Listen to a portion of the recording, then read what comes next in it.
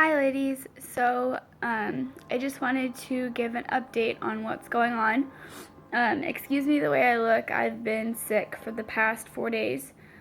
I went to a specialist, a reproductive endocrinologist in St. Louis about 2 weeks ago, and we have a game plan for the next 6 months, which hopefully, it's really crazy to believe, but hopefully by the end of this year I will be pregnant. So I was really happy with how that went.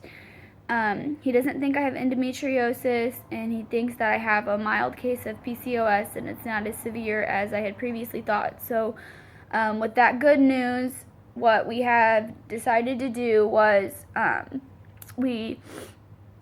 we used Provera to start my period, and I had started, and I'm currently cycle day 7 today. So we had started my period, and since I responded so well to Clomid, but I didn't get pregnant, we switched it to Femara to 5 milligrams, which is a pretty high dose from what I understand.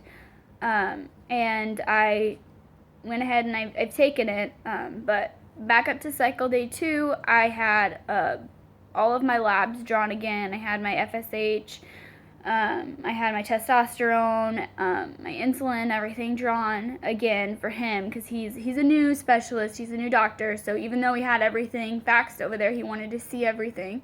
And then we also went back up to St. Louis, which is about a 2.5, 3-hour drive for us, so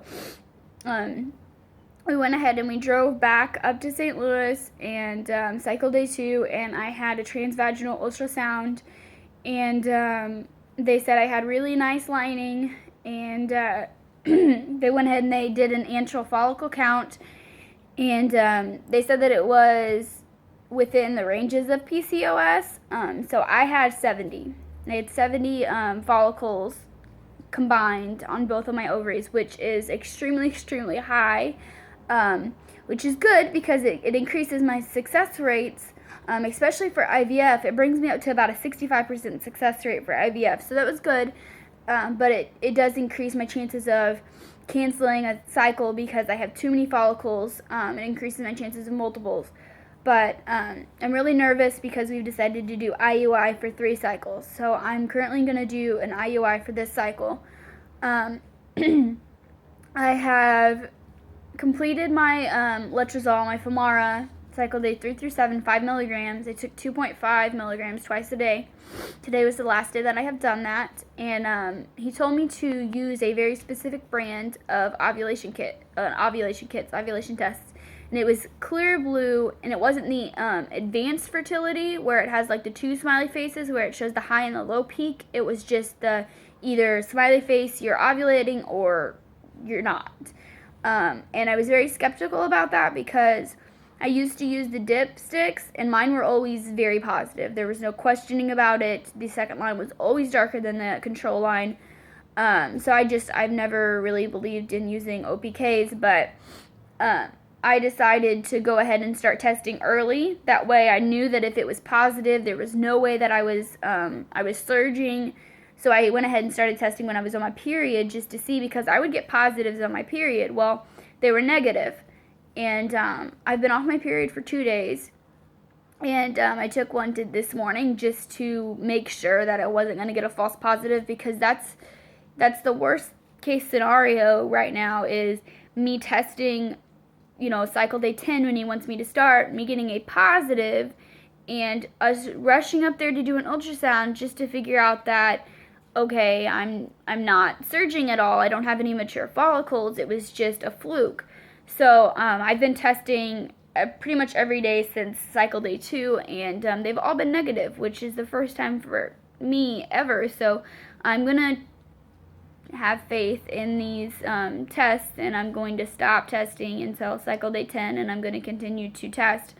If I do not have a positive Elliott surge by cycle day 16, I'm going to go back up there, and we're going to do another transvaginal ultrasound to see where my follicles are, see if I'm ready for a trigger or not, and then we're going to continue doing a trigger and then we'll do the IUI and go from there. And then we're going to do that for 3 cycles. If I'm not pregnant after 3 IUIs, we're moving to IVF.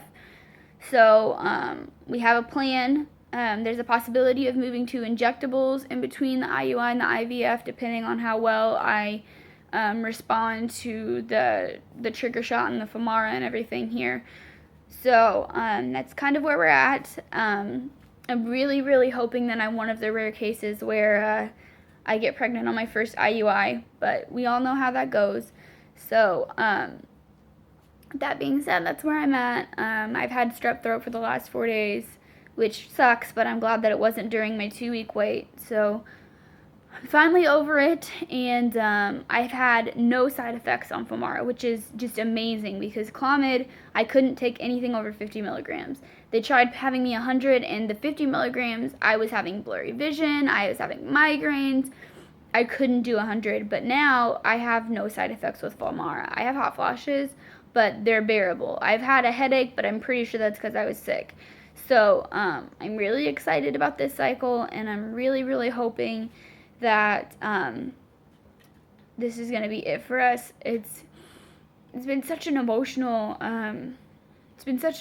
journey to think that this is where I am, and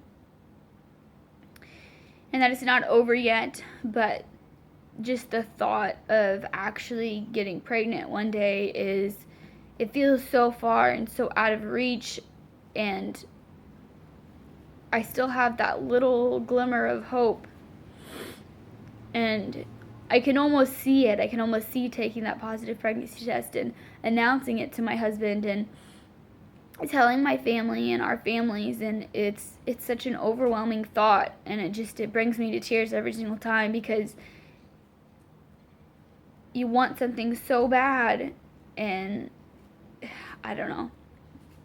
I'm just really, really hopeful this cycle, and I'm glad that we're in a position to where we can afford to do this, or at least, we're scraping pennies, but we're affording it, and I'm hoping that by our 2nd or 3rd IUI that our deductible is met, and they're able to pay all of our costs.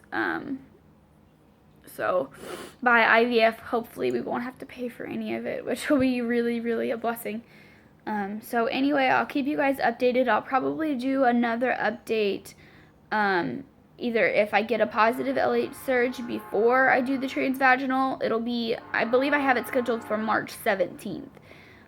So I'll probably do a video after the transvaginal ultrasound to update on whether or not we're doing this. I'm hoping that they'll grab the measurements of the follicles, and I'll be able to relay that to you guys because they haven't been very, I've had to kind of dig for information on how many follicles I had during my first one, like how many antral follicles I've had and what my levels are on my blood tests and everything. So I'll probably have to do a little bit of pushing to get my measurements on my follicles for my ultrasound, but I'm really, really hoping that this goes well, and then I have some nice big follicles, and hopefully we'll get pregnant. So I will give you guys an update, but thank you for the people who watch and who are following me and cheering me on. I appreciate every one of you.